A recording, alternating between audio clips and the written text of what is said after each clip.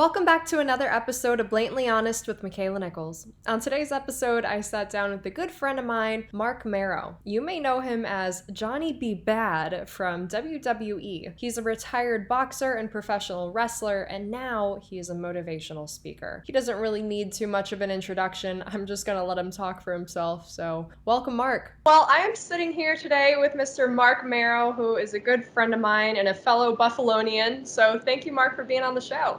Michaela, it's great to see you. And yes, go Bills. Go Bills. I just saw that we got Gabe Davis, so I went to UCF and I'm so thrilled. So hopefully, he comes through for us. There is hope. There is hope. There is hope. So how have you been dealing with all this COVID? All, your speaking engagements and all this? Just like you, it's crazy because, but I've been doing this for 13 years.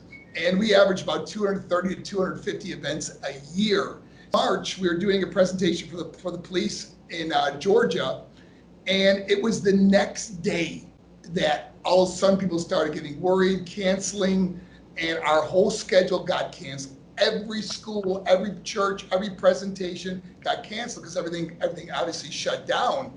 So it came to the point where you just go, oh my gosh, for me, I'm every morning getting up, going to the airport, getting on a plane, getting a rental car, hotel, going to the schools, meeting with students, and all of a sudden it ends. And it was very sobering, to be honest with you, Michaela. When you have a routine that you've been used to for so many years, and I mean, really for 10 months straight, I'm on pretty much on the road, But I really had to think about, when we look at a circumstantial situation, it's really how we respond to it that makes all the difference. Mm-hmm. And I thought, well, what can we do different? And exactly what you're doing is doing virtual presentations, Mm-hmm. So we like four or five schools now where we've done virtual presentations, but it's so weird because I'm very much I love seeing students, Yes. Seeing reactions, and whether it's the roller coaster of life, ups and downs, and things that you and I both have experienced in life that we can share with others to help them. And all of a sudden, you're just looking at a camera. You don't even know. Can't react. How many kids are listening? You don't know how many kids at the school are on the Skype or YouTube or whatever program, Zoom or whatever program that we're doing. So it's really weird because you're hoping you're getting their reaction. But what was so cool was after the presentation, I was starting to get a message through social media on how it was very similar to being there live, where they'd say, oh my gosh, you really changed my life, and things like that just make you go, you know what, I'm going to continue doing this until we're allowed to come back to schools. And when that will be, I mean, obviously we both don't know when that's going to happen. No.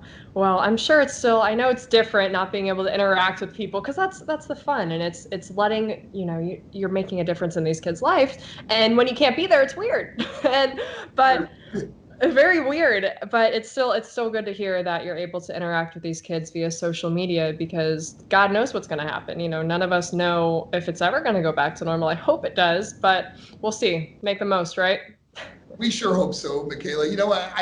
It's so strange now because, even going to the grocery store or, going, anywhere. I went to a regular department store the other day, and everybody, obviously everybody's wearing masks, and it's very 6 feet apart, social distancing, and it's like a different world today, and it happens so quickly, So I'm thinking about like, well, school starts, usually in August or September. Are they really going to have, full presentation auditorium or gymnasium presentation like you and I have been used to? Mm-hmm. I don't know. And I don't, you tend to hope, but whatever it is, and this is why we've got to get really good at doing these type of things. Yeah. Right? So I commend you, because you're ahead of the curve as far as, learning about Skype and Zoom and the different programs that you could interact with people and talk, and hopefully that, our conversation will help someone else down the road.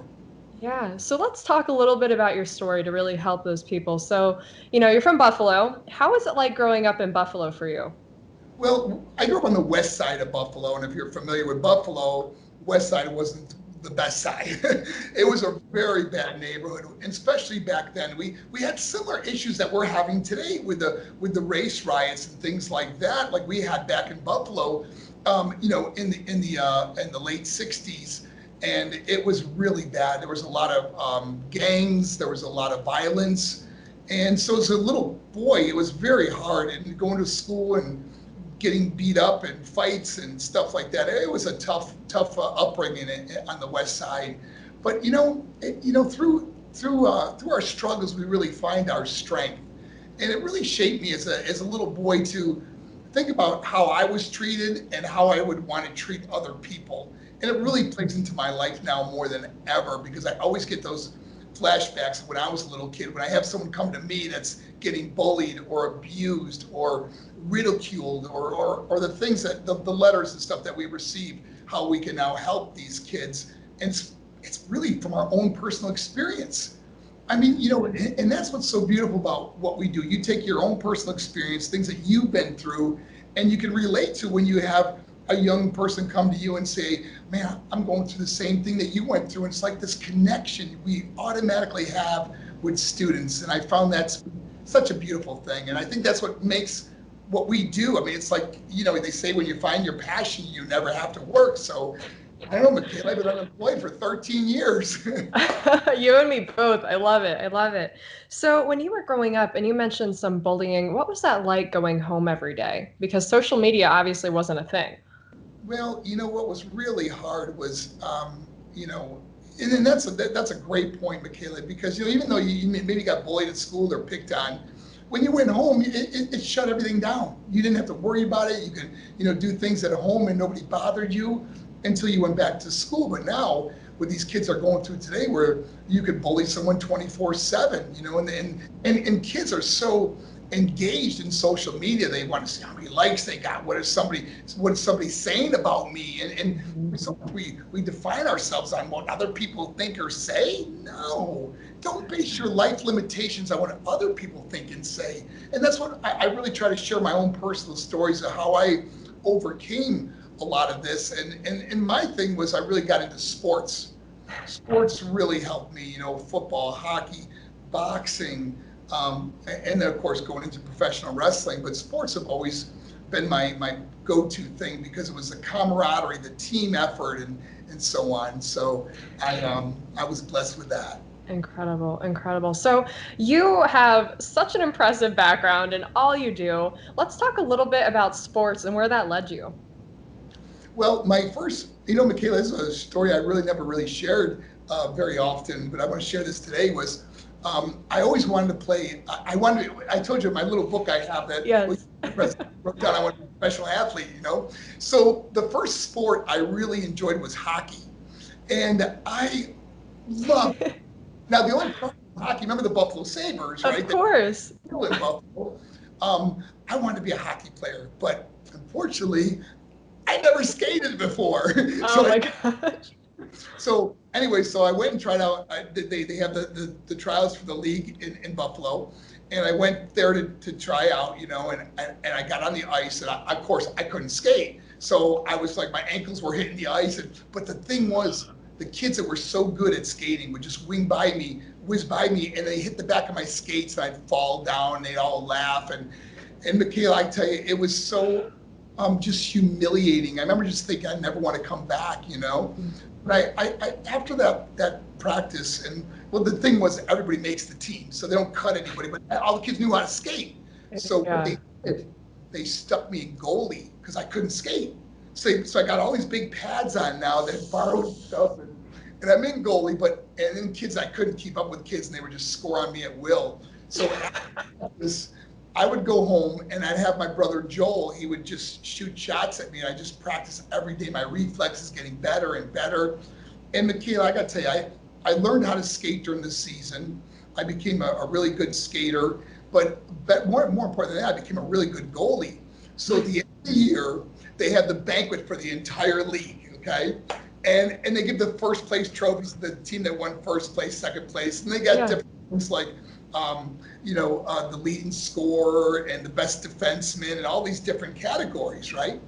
And so all the trophies are all gone, except there was one trophy that was left on the podium thing they had there. Yep. And I remember just thinking to myself, oh my gosh, it was the most valuable player for the entire league. Like, one guy gets that trophy. And I was just thinking, I mean, I never even like crossed my mind that I might be that kid. I was like, wow, I can't wait to see who gets that, you know? Yeah. And they go, this year's most valuable player is Marc Mero. I, I almost fainted. I'm telling you, Michaela, it was like I was like so nervous. And now our team was way in the back, you know, and I had to walk through this. All the teams in the league, I had to walk by everybody. But I walked by the kids that knocked me down, that laughed at me, that ridiculed me, that mocked me.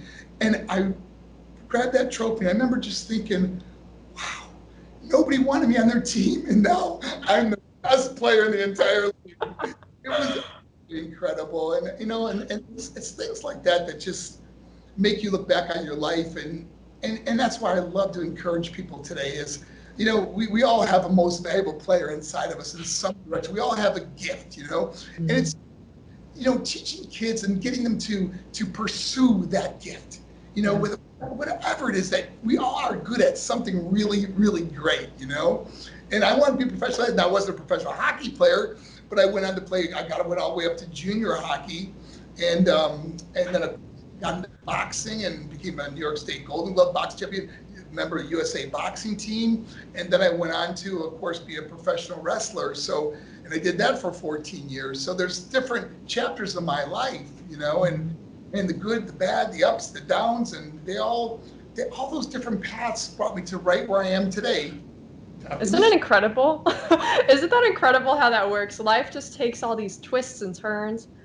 Yeah, and you know, Michaela, we are the author of our own story, you know, and there's people out there listening to this that may have had some bad chapters in your life, just like me. I've had some really bad chapters, just like you, Michaela. We've had some bad chapters, but when you realize that you are the author, and every day you could write a new page, and those new pages, they become your new chapters. You know, chapters like overcoming adversity, never giving up, pursuing your passion. You know, there's so many things that we could write into existence by just pursuing the things that we love in life, you know. And I found that the greatest pursuit is treat other people with respect, help others. You know, you want to be happy, help someone else become happy. You want to be successful, help someone else become successful. And that's really what's helped me become successful in what I do. My love for people. I mean, the greatest commandments are love God and love people, and I do both. And I think that's what makes my life the fulfillment or enjoyment. My whole life I was searching for happiness, and you don't find that until it's got to include the happiness of others. It really does. And we're so blessed to be able to see that because I know it's difficult, especially during these kinds of times, for some people to view the world that way. So that's well said, well said. So when you were growing up and you played hockey and you kind of got into boxing, did you think, and obviously, you know, your career led to where it went with the WWE, what made you want to get to that point, to leave hockey and try something new? Well, this is a really, gosh, it's funny that you bring that up. Well, anyways, to get back to, I was a goalie, remember? Yes. And that summer, I skated every day. I went to an indoor rink and we skated every day, and I became a really good skater. So the next year, I played center and I led the league in scoring. So I mean, now I'm a great scorer, hockey player.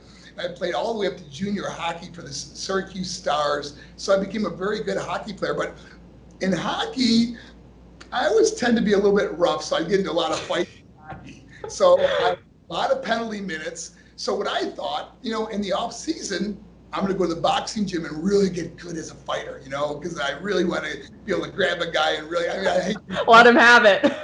that's the truth. So so anyways, when I'm at the boxing gym, I'm sparring with other guys. I realized I was really a good boxer. And I decided, what the heck, I'm going to there's a big amateur card coming up, and I'm going to take a fight on it. And I knocked the guy out in 2 rounds, and then I just started knocking guys out, and I decided to become a boxer. And I ended up, you know, getting all the way to the USA boxing team, where I moved to Colorado Springs, Colorado, at the U.S. Olympic Training Center. And that's when I decided to turn professional in boxing. So that goal I wrote down as a little kid, being a professional, was finally going to be coming true. It wasn't hockey, but it was going to be boxing.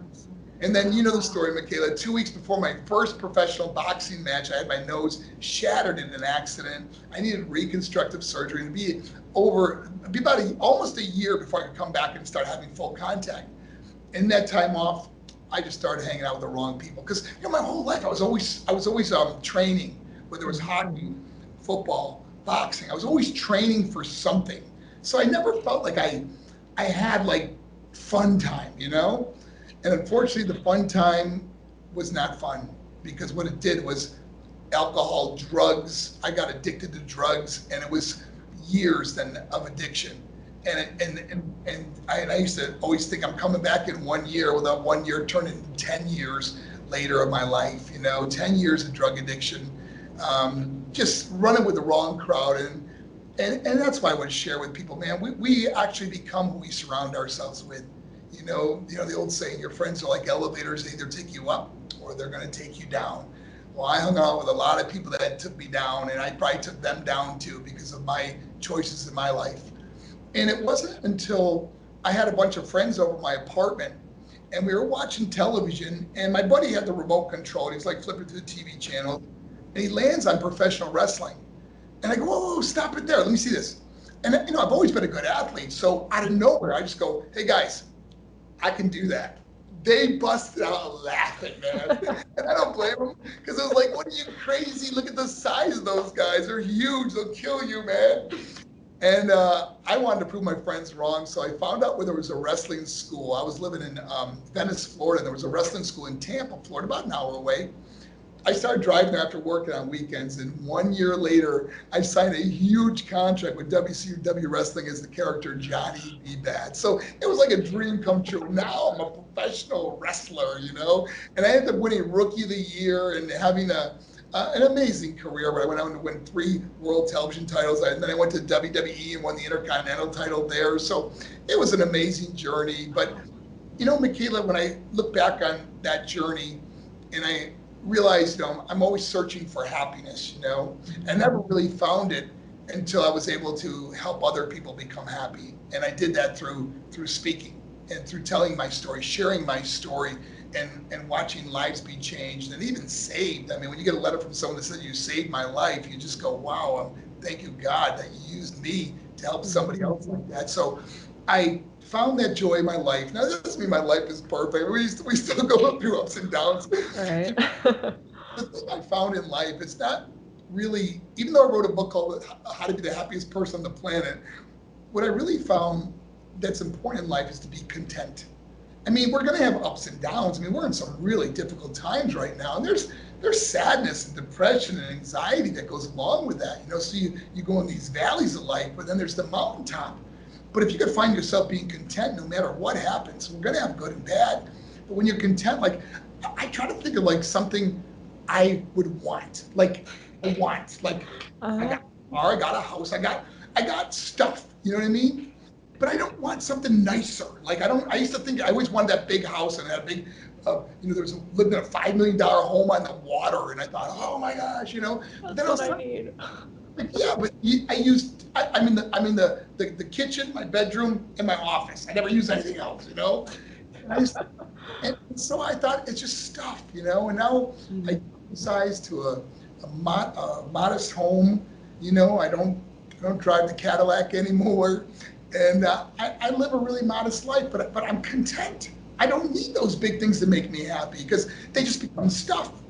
So lessons I've learned, and I try to share with other people because, it's like you meet with young people and they want, man, I want to get a Lamborghini, Always. You see these shows on TV and stuff of these rich people, and they think that these people are so happy. They don't realize that these people are usually some of the saddest people you've ever met, because I know a lot of them. A lot of my friends that are famous are unfortunately not always the happiest people you'll ever meet.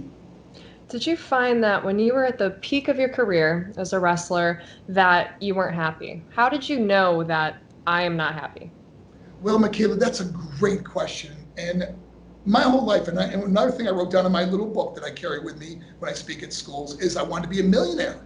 I mean, when you're little, you're like, I want to be a millionaire, I want all that money and stuff, So when I was in wrestling, it was the next paycheck I would be receiving would take me over that million mark. In other words, I'm going to become a millionaire, and I couldn't wait for that check to come in, and my ex-wife at the time, I remember saying to her, oh my gosh, we're going to be millionaires. The check comes, we go to the bank, we deposit, we go, we are millionaires, and then all of a sudden, the weirdest thing happened. It really hit me. It was like my whole life since I was a little boy, 10 years old, I wrote in that book, I want to be a millionaire. And now I believe I was like 35 at the time, and I'm a millionaire. And I remember thinking that all the joy I thought that would come with that, all the happiness, all the fulfillment. And I remember just looking at my ex-wife and I said, so where do you want to go to dinner? Like, it was like such a letdown, like that was going to make me happy. And it didn't. It actually created a lot more problems because now we got some family members on our payroll and people not showing up for work and just the horrible things that go along with having money that you're now responsible for. And everybody needs something. They're going to shut off my electricity. Can you buy me a car? Can you do this? And it just become, a lot of hanger-oners and people that all of a sudden are friends with you because of what you have and not for who you are. And I learned some valuable lessons through that. And but I realized that it was never the financial thing that made me happy in life.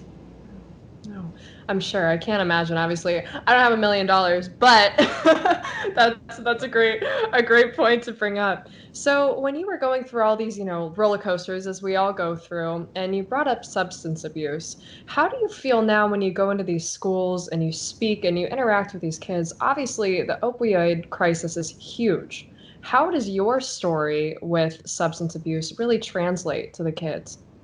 Well, Michaela, I actually lost friends because of the opiate explosion. Pain medication is big on this list. Many wrestlers, because we were doing 250 cities a year and night after night after night, we started taking, medication that doctors would prescribe. And it's becoming more and more. And then you find yourself, you can't go a day without it because I've had 14 surgeries, and I'm not making excuses, but when you have a lot of surgeries and then you recover from it and your body is aching and you have a lot of pains, it's easy to pop a pill and then feel good, Mhm. go out there and wrestle, but unfortunately it destroys your body. It's not good for your heart, your everything that it does to you. It just destroys you, your liver and your kidneys and everything else. But I just I really share from my heart about how it ruined. See, at schools, I can talk about where my good choices took me, and then I'm blatantly honest where those bad choices took me. And it makes kids feel eye-opening experiences that when you share all the people I lost in my life, and many of them because of drug overdose. But what we're seeing now in our country, Michaela, is just it's devastating to see because you and I we meet some of the families that lost a child or a member of their family to the opiate crisis that we're experiencing, and it's like you relive it with them because Yeah. it's like a pain that never really goes away. I mean, you life goes on, but there's always the Christmas and birthdays and holidays, and you think about all these memories that you've had with this child that you raised, or a brother or sister, or mother or father, or whatever the person is, and we become maybe their sounding board, or someone that they could wrap their arms around, that we can help them go through this, and so I think because of the losses we've had in our lives, that we can also help them deal with the losses that they have in their lives. Yeah. I agree. I know for me personally, this year we lost four people very close to me, and it was just it's difficult, and that hole in your heart is never full. And your story, I don't want to give it all away, obviously, because all your speeches, but what part of loss and whose loss impacted you the most? Well, it's obviously my mom, I mean, that's my mother's love video that went viral. I mean, so many people have seen that and commented on that. I gotta tell you, there's no, other than God's love, I don't think there's no greater love than a mother's love. And my mom adored her kids. And when you're a kid, you're like, oh, mom, leave me alone. You're bothering me. She's always wanted to talk to me, and I never had time for her. And I was just going through life. And all of a sudden, when I got the phone call that she passed on, it was like, oh my God, I wanted to be with her so badly, you know? And now, you know, these are many years ago, my mom has passed now, but it's still like when there's Mother's Day or her birthday or the day that she passed on, those are memories that become very vibrant in my life because it's almost like, and even when I share my story, it's like I actually relived the moment I heard the news that she passed on, and I relived the moment when I walk up to her casket and see her for the first time laying there, and just, you know, in my, you know, it's craziness that you're going through at that time, begging her, you know, wake up, you know, and get up, Mom, come on, you know, I need you. But we often take for granted the very things in life we should appreciate. And the love of parents, man, sometimes people just don't appreciate it until they're gone. And I know that your relationship is amazing with your mom and dad, and that's such a blessing to have. And I think that's a testimony to what, you know, students, but you went through your own stuff. You went through your rebellion stage, so you can talk with that with kids that are going through that, because many of the kids we deal with are going through that rebellion stage. Of course. And I rebelled for so long, but it was too late. They were gone, you know? I can't imagine. And reliving that all the time must be really difficult. Do you You go know, ahead? to answer that though, you know, it is difficult because it's not like a presentation you just call in and go, hey, yeah, by the way, my mom died. You know, no. The reason why I relive it is because I want that audience to know exactly how it feels to lose a loved one, like your mom, or your dad, or brother, or sister. And it's so authentic because reliving it really brings them into my world where they go, I could actually feel that, or they could think of that happening to them, and therefore making better choices in life. And that's why I do that. So it is difficult, but I realize that the outcome of it is so much more just beneficial for others, and that's why. I remember the first time I saw you speak, and I was in the back of the back of the room, and you came on and you did that story, and I cried like a baby. And I don't think there was a dry eye in that entire audience. So when you relive that and you relate, you're opening the door, so to speak. So with all the stuff that you're doing and working on, and yes, even though it's virtual, where do you see yourself by the end of this year? Well, you know, Michaela, because I love what I do, I don't see myself doing, well, I shouldn't say that. I mean, it's about reinventing yourself. So Mhm. obviously, we're going to be much better at this first thing. People, so your audience knows, before we even went live here, Michaela had to show me how to get on this thing, you know? So I'm learning myself, but I really see our YouTube channel has really taken off. We got 103,000 subscribers on our YouTube channel. Wow. And that's what, never really putting effort into it. But we now hired a team that we're going to start working more with our YouTube channel and hopefully get more people there and doing live broadcasts through YouTube. I see myself actually becoming a coach. I would love to coach other speakers and hear their story, and then, man, teach them how to bring that emotion out of their story. Weave in different parts of their story that are going to benefit and help people, because I know just from, gosh, all the letters I get, I know how it impacts other people. So why not share that gift with someone else and teach other people how to bring it out of them? Because, you know, there's the beginning, the middle, and the end of your presentation. But when people leave your presentation, what do you want them to walk away and say, man, that guy just changed my life, or that girl just changed my life, you know? So that's what I'm thinking about doing, opening up a speakers bureau down the road. So it's just little things that we've been kicking around and working towards. And I got to stay busy. Michaela, I'm never going to retire. I'm just going to retire. I love it. Hey, I can't picture you ever retiring because you're always, like you said, you were training and now you're doing this and it's go, go, go, do, do, do. And it's all for good. You know, Michaela, I turned 60 in, Oh, well, in just a couple of weeks. And I thought about, you know, I mean, 60 is like the new 30. I have so much. I'm glad you think that because it is. I'm telling you, I've always had so much energy. Another thing is that I'm so blessed because I never get sick. In 13 years, I have never missed a presentation. So I want to keep that going, staying healthy. Knock on wood. I try to eat real good, work out. I really spend time in the gym. All the things that are important to keep your mind, body, spirit strong, where I can continue doing what I love doing. But there's going to be new doors opening, and that's what I really try to share with people. Is not to people get so stressed out and so worried about what's going to happen. Well, we don't know. But you know what? We always seem to go to the worst place. Well, what happens if they never open up schools? What happens if I never can get in front of a live audience, or this or that, or how bad is this COVID going to get? Or we always think the worst things. And that's why worry and stress and anxiety can really take you out of your everyday living, because we're so worried about tomorrow that we're not enjoying today. I want to enjoy today. I want to enjoy the time I'm having with you. I want to enjoy the time after. I have another podcast we're doing today. I love doing this stuff. So I want to continue doing what I love doing, but with a positive mindset that things are going to get better. We're gonna deal with anything negative that's coming our way. We're going to deal with it. You deal with it and you move on. Of course. So, Marc, I don't know if you remember, but I always have my guests take us out of the episode.